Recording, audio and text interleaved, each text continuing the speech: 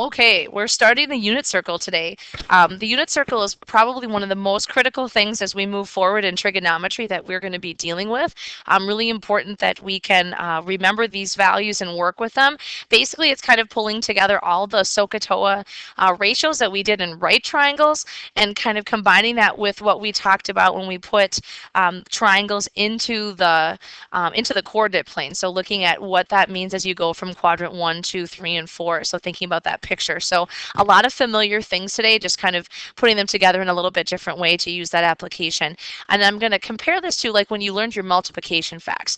The numbers and things that we're working with today, these special right triangles we call them, or the special values in the unit circle, are just like multiplication facts. The sooner you learn them and are able to use them and move forward, the easier your life is going to be just in general. So we really want to make sure that you understand what's going on with these and you start remembering them as quickly as you possibly can. Okay, so what is a unit circle? Well, first of all, that definition just means a circle with a radius of 1 unit. So a circle with a radius of 1 unit, and that unit can be anything: miles, feet, yards, centimeters, whatever, but the idea is it's a 1 unit measure. So when we look at our picture that we drew from before, so we've had this picture that if you want to get to a point in the plane, you can get there by doing x, y, so we talked about that point, but you can also get there thinking of trig ratios and having your angle theta, your reference angle. So we have thinking of this as our angle measurement. That point P is on the terminal ray. You drop that perpendicular down to the y or to the x-axis, and we make this triangle. We drew this picture before in chapter 5. This picture generates for us a way to write SOHCAHTOA ratios, so sine, cosine, and tangent. So I want to write them first without thinking about this idea of a unit circle, but just for any circle of any radius, and then we'll talk about what it would mean for the unit circle then. So in our picture, our opposite side is the y, our adjacent is the x, and the hypotenuse is the r. So for sine, that means in this triangle, opposite over hypotenuse would be y over r, cosine would be x over r, and then tangent would be y over x. And I think all of these are definitely familiar. We've talked about this before. And remember, tangent y over x, what other mathematical idea is y over x? Same thing as slope, so steepness. So we'll talk more about that again in this chapter as well. All right, so let's talk about what does it mean if it's a unit circle then. So I'm going to go ahead and put in, what if my radius now is in fact 1 unit? What if it's 1 whatever that unit is? Well, if the radius is 1, which of those ratios would that affect? Well, anything that has an r in it. So let's take a look. The first one it would affect would be sine. Now it's just going to be y over 1 or just y. So in effect, sine of the angle is really just the same as the y value. It's the opposite side in that triangle or the vertical height of that point. So sine is y. All right, and the other one it affects is the cosine. Again, if you put in a 1, that would just be x. So the cosine of the angle is in fact just the variable x. So whenever you think x comma y, you can be thinking cosine comma sine, what I have written right down here. So any point in the plane, instead of thinking x, y, you can think cosine of an angle and sine of an angle. If it's a unit circle with a radius of 1, it's going to have those same values. Now, tangent remains unaffected. Tangent is still y over x. It's still steepness. It's the ratio of those two. So what we're going to be looking at is if I take angles in any location, so any of these points around the circle, what would those sine and cosine tangent values be eventually? So we're going to talk about all of those. But for right now, today, we're going to focus our attention on things that we know for sure, things that have exact answers. And these are called the special values. So they come from special right triangles in geometry. So we're going to look at what those are first and translate that into this sine cosine lingo, this x and y lingo that we're talking about. When we remember these two, just a kind of a helpful hint, think alphabetical when you remember your sine and cosine. X comes before y, cosine comes before sine, just to make sure you're clear on which one is which. Okay, so you have a chart on your next page. I'm going to have you go just find some space either above or below that, and I want to talk about this just to jot down. You maybe even have space on your first first slide, I want to do a little bit of background here before we get into the chart. So 30, 60, 90 triangles and 45, 45, 90 triangles. I want to talk a little bit about this first to make sure that you know some background information, and then we'll take it into what we're going to do in the unit circle. So a regular 30, 60, 90 triangle, special right triangle back from geometry, there's some relationships hopefully you remember. Whatever your short leg in the triangle is. So where would I put my short leg? It would have to go across from the 30. I'll just say it's 1 just to make it an easy number. Whatever that is, the hypotenuse is always double that in a 30, 60, 90. Okay, so the hypotenuse is double whatever you have for your short leg. So if my short leg is 1, that would be 2. Okay, then if you use the Pythagorean theorem, so 2 squared 4 minus 1 squared 1, 4 minus 1, you would get the other one being square root of 3. So in a 30, 60, 90 triangle, that's always the case. So the one leg, the short leg is 1, that would be 2, that would be square root of 3. Now you can scale this up or down, whatever you want it to be. So if you want to scale it up, you have a multiplication factor. 1x, this would be 2x, that would be square root of 3 times whatever x is. So it can be whatever size you want, but the relationship is always the same. In a 45, 45, 90 triangle, let's talk about that. Say again, I have my one leg as being 1. Well, in a 45, 45, 90, that's isosceles. That means the other leg would have to be 1 as well. And think about what that means then for the hypotenuse. So 1 squared plus 1 squared would be 2, so it would be square root of 2.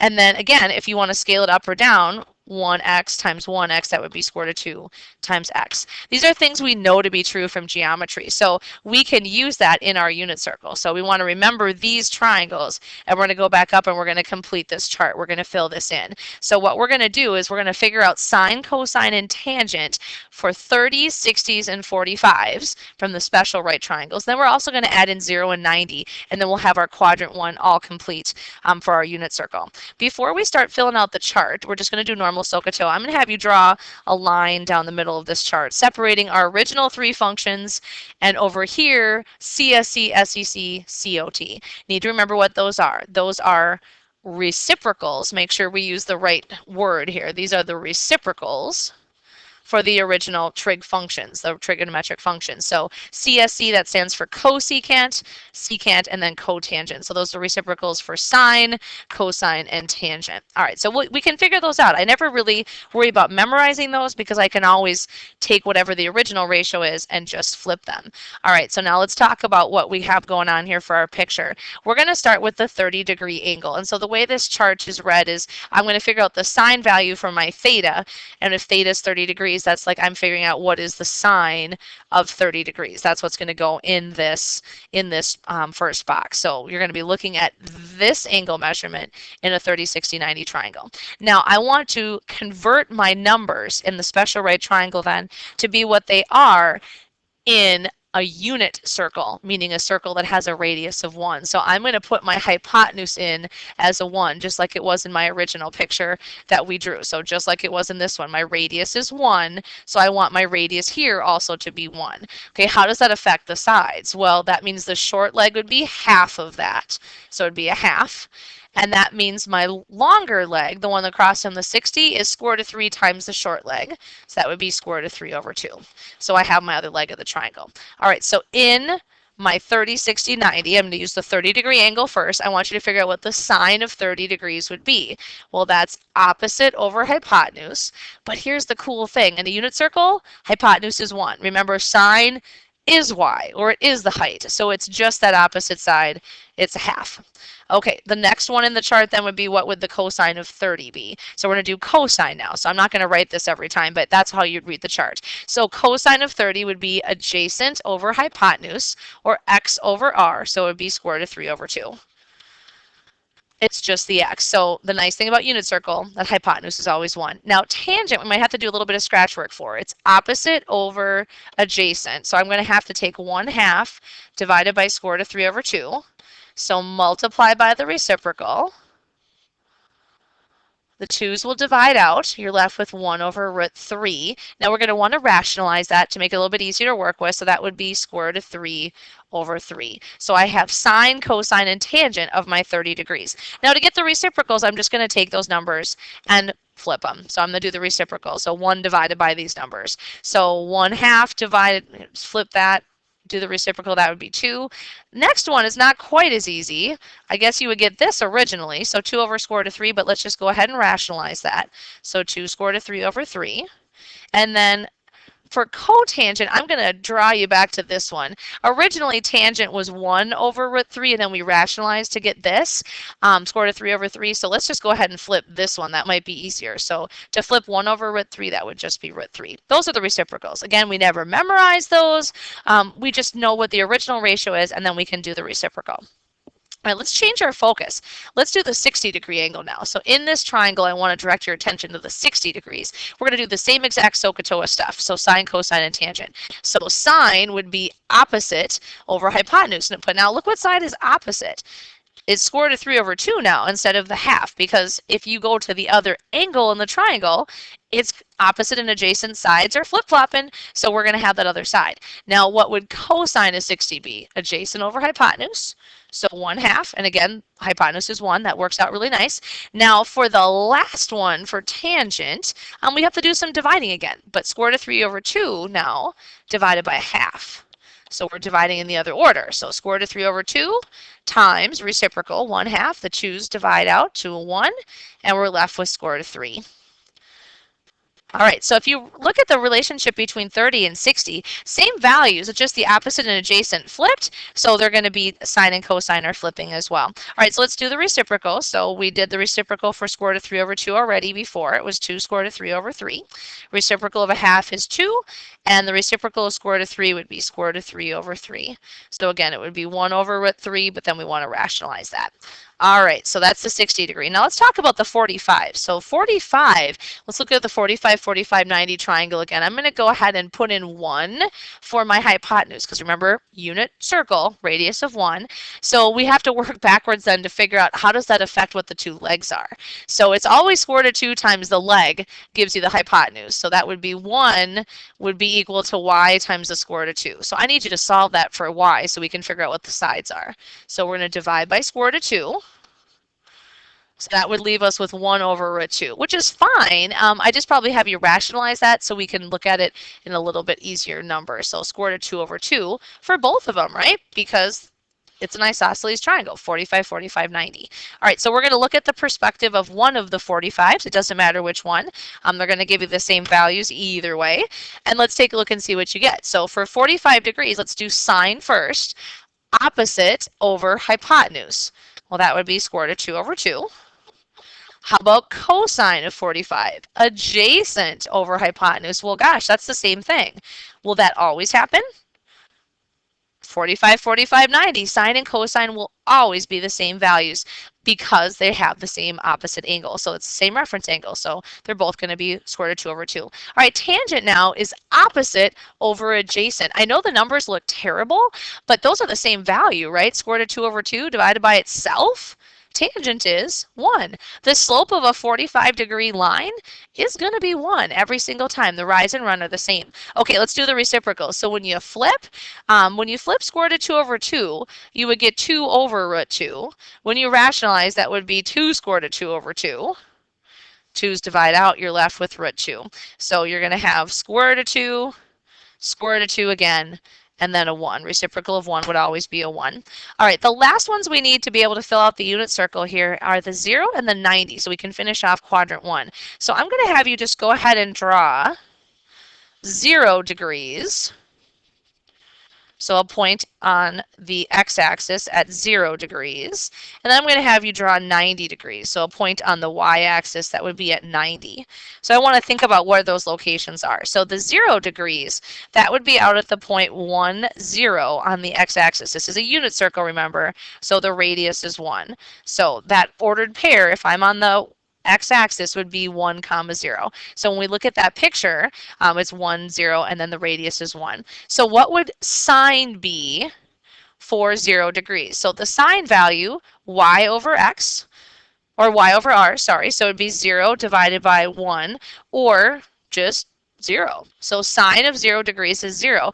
There's no vertical change, so the y value is 0. Cosine then, remember cosine is always your x value, that would be a 1. So the cosine value in that chart would be a 1. So cosine is 1 because it's x over r, which should be 1 divided by 1. So the cosine value is always the same as the x value of the ordered pair that you're at. So remember alphabetical, cosine, sine, and then xy. All right, tangent is y over x, the slope. Well, what's the slope of a horizontal line? It's always 0. And if you do the dividing, 0 divided by 1, that's going to be 0. So lots of zeros and ones when you get on these axes. All right, let's do the reciprocals then. Reciprocal of 0 over 1 would be 1 over 0.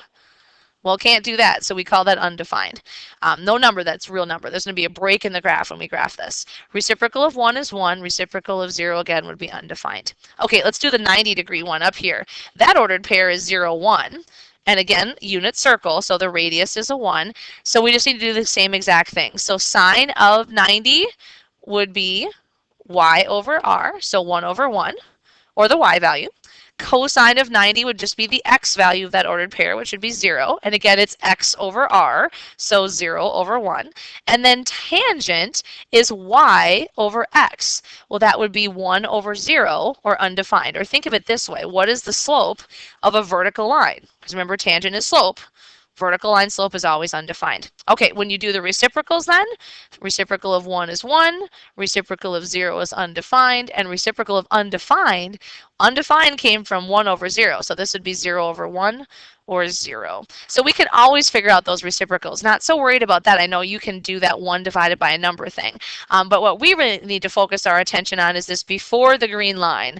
These values in here, these are the ones that we need to be able to know and to find. Okay, so how does this kind of play into our whole all angles and unit circles sort of idea? So let's, before we get into the pink sheet, one last thing to address. I want you to be able to know what the signs, positive and negative, that is as you go from one quadrant to the next, because all of our angles are not just going to be in quadrant 1. We can have these special right angles in quadrants 2, 3, and 4 as well.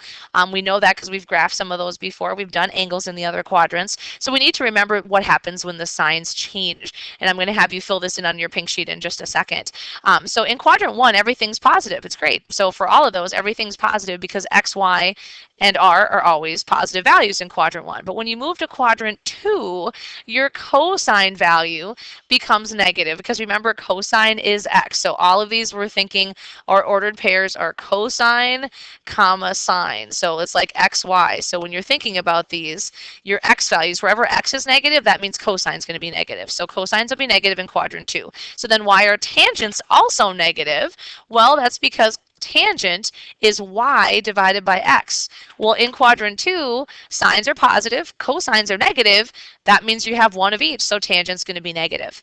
Down in quadrant 3, if you think about it, hopefully this makes sense, both sine and cosine end up to be negative because x and y are both negative in quadrant 3. That means tangent has to be positive because it's y over x. So a negative divided by a negative, always positive down in quadrant 3. We talked about this before as well. In quadrant 4, sine is the one that ends up being negative because it's the y value. So you're going down. Cosine is positive. And then tangent, well, yeah, that's got to be negative again because, again, y over x, so it's negative over positive. So when we fill in the unit circle, that pink sheet, we're going to keep track of that as we go from quadrant to quadrant. The only thing that changes are the positives and negatives for those angle measurements. Okay, last thing to discuss before we get into our actually drawing the unit circle. So we want to make sure that we have, get rid of that there, the unit circle idea in here, is domain and range a little bit. So when we talk about the unit circle, what is domain and range when we start graphing or looking at these points? For sine and cosine, that is. We'll talk about tangents later. So domain, remember, means your input. For all of these different functions, your input variable is the angle measurement. So can you please jot that down? That's really important. Your domain variable is the angle, or the, in our case, the theta. So the angle measurement, we put in an angle measure. So for us, like these special right triangles, we're going to talk about like sine, cosine, tangent, those values of what angle? 30, 60, 45, 90, whatever it might be. So the angle is the input. And you can have positive angles, you can have negative angles. You don't have to have whole numbers. It could be like 20.5 degrees. You can have anything you want. So the domain for these are all real numbers. So the domain, all real numbers. So now some people write that as an interval, so you will see this as well, or some people write it with that capital letter R. That means exactly the same thing. I can use whatever I want. So again, today we're focused on these special right triangle values, the 30s, the 60s, the 45s, but these angle measurements can be anything you want. Let's talk about the range for a second. If you look back in your table, the biggest value that I ever see, the largest numerical value I ever see is a 1. And in a unit circle, if you think about the picture, the furthest you can ever be from the origin is a unit of 1. That's the radius away. So the farthest it could ever be is a positive 1 up here, positive 1 up there, or over here would be negative 1 or a negative 1. So we can't get further away from the origin than that because that's the radius of our circle. So when we're talking about range, the output, these are the ratios that we're getting. So the ratios in that table, those are your output values. What are the ratios of the sides in SOHCAHTOA? Those go from -1 to 1. And if you remember interval notation, brackets mean included. So the biggest they can ever be is +1. The smallest is -1. So the kinds of functions we're dealing with are going to be between -1 and 1 for sine and cosine. All right, so you have a pink sheet of paper, this unit circle. I'm going to be filling in a bunch of information on this, and we're going to talk about what it means here. So the first thing I want you to do is go ahead and get the positive and negative functions filled in. So which functions would be positive and negative in those quadrants. So in quadrant 1, all 3 of them are positive. There aren't any that are negative. In quadrant 2, sine is the only one that's positive. Cosine and tangent are the ones that are negative. Down in quadrant 3, the only one that's positive is tangent. Sine and cosine are the ones that are negative. And in quadrant 4, cosine is positive. Sine and tangent are the ones that are negative. Just to remember and keep track of how we're going to fill in the values. Okay, so the next thing that we're going to do is fill in the degree measures. So which are the special values that we're talking about? So, and we know the angles can be anything, but we're picking on the ones that we know from geometry. So I'm going to have you fill it in on the ones that have the line with the degree symbol. So we'll start at 0. And then the first one would be our 30-degree reference angle, 45, 60, and then 90. Okay, going around the circle then, in the next quadrant, we're going to do the reference angles. So we want the degree measure that's 60 degrees away from 180. So 180 minus 60 would leave us with 120. Then the 45-degree reference angle, so 45 away from 180. So 180 minus 45, that's 135. And then the last one in quadrant 2, the 30-degree reference angle. So 30 degrees away from 180 would be 150, and then we have our 180. So we're just doing the same reference angles as we had in quadrant 1. Okay, so now the next one would be 30 degrees past 180, so 210, 45 past 180, 225, 60 degrees past, that'd be 240. Down at the bottom here, we know that's 270. Now in quadrant 4, next one, 60 degrees. Notice the first one here is always 60, just like that one. 60 degrees away from 360 now. So 60 degrees before, so that would be 300. 45 degrees before, that would be 315. 30 degrees before, that would be 330, and then all the way around is 360. Now, one important thing to recognize is if something is coterminal, like 0 and 360, their sine, cosine, tangent values are going to be exactly the same. So we don't have infinitely many of these to do. Everyone has a unique value, and anything that's coterminal with it, the sine, cosine, tangent values are all the same. Okay, so I'm going to do this 30-degree one first, and I'm going to have you look at your chart to find these values. And then if you have highlighters, it may not be a bad idea. All the ones that have a 30-degree reference angle, if you highlight those together in the same color, it might help you see the patterns a little bit easier here. So if you look at your 30-degree chart, I want you to pull out the sine and cosine values. So we're looking at 30. Cosine was square root of 3 over 2. Sine was a half. So on my picture now then, I'm going to fill it in x comma y, cosine comma sine. I know you have that written on there. So the first value is the cosine value, so square root of 3 over 2. The second value is the sine value, or a half. So you can really think of these as ordered pairs. Cosine comma sine, x comma y. So cosine of 30, square root of 3 over 2.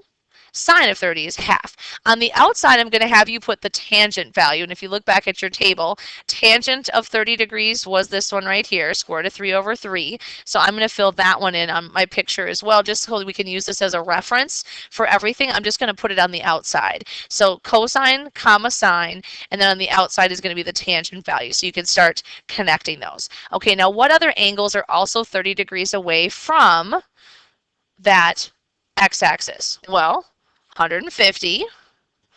Give me a couple more. See if you can find a couple more. 210 and 330. So if you have a highlighter, those are the four that I'd highlight in the same color. All of these have the same triangle, that same reference angle. So I'm going to draw this on mine. Don't draw it on yours so you don't get too much writing on your paper here. But what we really just did for 30 degrees is we said, okay, this is a 30-degree reference angle. That means in this triangle, that would be 60 degrees. Our hypotenuse or the radius is 1. The short leg of the triangle is a half, and this one's square root of 3 over 2. So when you look at those values, remember that that's the triangle that they came from. So this is not magical. This is just SOHCAHTOA in a 30, 60, 90. So now when we go into quadrant 2, 150, again, don't draw this on yours. I'm just going to draw it on mine. 150 has the exact same triangle. This is still a 30-degree reference angle, so that's still the 60. The radius is still 1. The short leg is still a half. This is still square root of 3 over 2, but since I went to the left, it's negative. So it's a negative value. Sorry about that. Get rid of that. It's a negative value because it's in quadrant 2. All right, so let's go ahead and write what that would look like then. This is negative square root of 3 over 2, because remember cosine is negative. Positive 1/2, sine is positive. But tangent then would be negative square root of 3 over 3 because it's in quadrant 2. Tangent is negative. All right, down at 210, same reference angle. Okay, so I'm only going to do it for this first one. So same reference angle. So this is still the half, but it's negative still the 1. So both of these are negative square root of 3 over 2, negative 1/2, so both negative. And tangent now is positive because a negative divided by a negative. And then the last one, again, don't draw the triangles on yours. It just makes it too messy. But I just want you to see that all four of these triangles are the same. In quadrant 4, cosine is positive, square root of 3 over 2. Sine is negative because it's the y value. And your tangent would also be negative, so negative square root of 3 over 3. All right, so we have all of our 30-degree reference angles now, and they all have the same value. So if you know quadrant 1 and you know your positives and negatives, you are going to be golden in being able to figure these out. All right, I'm going to go to the 45s next. If you look back at your chart, both cosine and sine of 45 degrees are square root of 2 over 2. They're both the same, x and y, because the reference angle is 45, the other angle in the triangle is also 45, then it's isosceles. That means your tangent is 1. So if you're going to highlight now, let's grab all the ones that have the same angle. So what else would have the same reference angle as 45? Well, 135, 225, and 315. So as you fill in the chart here, the only thing that's going to change is the signs. So sine values, positives and negatives, will change as you go in the other quadrants. So in quadrant 2, cosine is negative, sine is positive, tangents are negative, but same ratios. Down in quadrant 3, both cosine and sine are negative, square root of 2 over 2, but tangent would be positive then.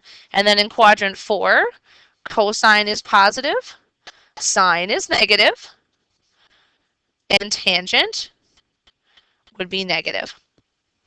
All right, now we're going to do 60 degrees, do the same thing. So look back at your chart for 60. I'll do these in blue.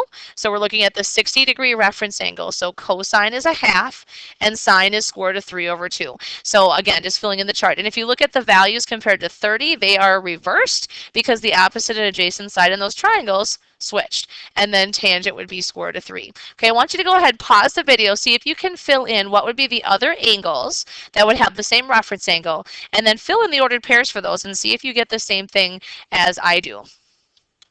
All right, so in quadrant 2, 120 degrees is the next one that would have a 60-degree reference angle. So x is negative, y is positive, tangent is negative. Check your numbers here. Quadrant 3, 240, tangent's positive, x and y are both negative. And then quadrant 4, the 300, we have x is positive, y is negative, and then tangent is negative. The only ones we have left to do are the 0, 90, 180, so let's get those filled in quick, and then we have our unit circle all set. So over here we have the point 1, 0, so cosine is 1, sine is 0, that means tangent is 0. We did that picture. And then we have 90, which was 0, 1. That means our tangent is undefined. That was vertical. Only change when we go over to 180 now is it's negative 1, 0 instead of 1, 0. So tangent would still be 0. Down at 270, it's 0, negative 1. So that means, again, vertical. So cosine or tangent would be undefined.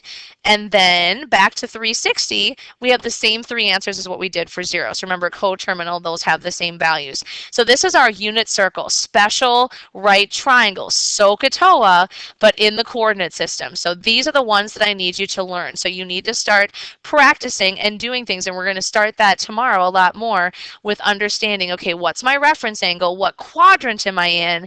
That's all I need to know to be able to find out what my values are. So the unit circle.